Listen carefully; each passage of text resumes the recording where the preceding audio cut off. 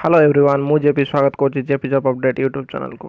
यही वीडियो बनवार एकमात्र लक्ष्य है एवं ऑनलाइन जिते भी टीचर स्टूडेंट जो मैंने कॉम्पिटिटिव एग्जाम खासकर रेलवे एसएससी स्टूडेंट यूट्यूब अच्छा से द्वारा एक डिजिटल रिवोल्यूशन चला जाउची सरकार विरुद्ध रे। देखो फ्रेंड्स आमर रिक्वायरमेंट बाहरला परे तार पोस्टिंग पर्यंत ए सरकार 2-3 वर्ष कि 4-5 वर्ष प्रोसेसिंग करुँच। एणु जड़े कैंडिडेट जदि गवर्नमेंट जॉब आशायी रोची ताहले ता जीवन 4-5 वर्ष ताको वेस्ट करिया पड़ुछि।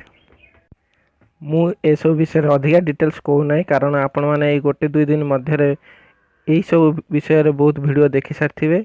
आज सेप्टेम्बर 1 तारिख में छात्र छात्री मैंने गोटे हैशटैग ट्रेंड करिया जाउछंती।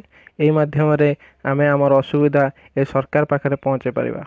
तेणु आपण माने मध्य सेथरे जोग देई पारिबे। सेथिपई किछि करिया पड़िबो नै। ट्विटर रे खाली ट्वीट किंबा रिट्वीट करिवे।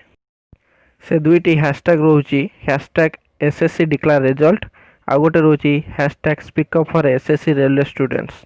जदि जार ट्विटर अकाउंट नहीं से मैंने प्ले स्टोर रे ट्विटर ऐप डाउनलोड करी यूट्यूब माध्यम रे ट्विटर किपरि चलांती ताहाकू शिखि पारिबे। तापरे आपण माने एही महा डिजिटल रिवोल्यूशन रे जोग देई पारिबे। जदि आपण माने चाहुछन जे एही प्रकार सिस्टम हटू एवं परीक्षा जल्दी करा जाऊ तेणु मु आपण मानकू अनुरोध करुछि जे याकू आपण माने एते शेयर करंतु जेपरि आपण कथा सरकार सुनिबे। धन्यवाद।